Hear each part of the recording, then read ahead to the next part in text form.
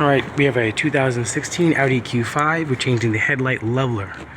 Okay, we actually already went and took ours out already, but it's very simple. You can do this at home. You don't need to be in a shop. But what you're going to need is an 18mm for this frame bolt here. And you're going to have to loosen up the Torx 20 Torx bolt here. It's only 4 of them, but the tool size you need is 20 Torx. And there's going to be another bolt here. This is a 12.18. You're going to need to take those both out. Support your frame, jack up the car, put on jack stands.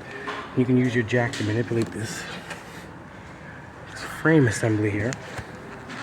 Then everything's going to drop down and expose the nut. It's right here. If not, that nut would be up against the frame on the top. Alright, then you're going to wiggle it out, then you're going to come down here and get the bolt that's down there. This bolt right there is a 5mm Allen.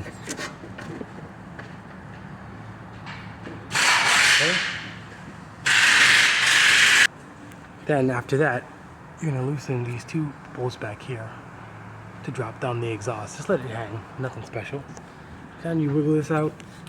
You're going to do a little manipulation of this control on here. Don't loosen these bolts.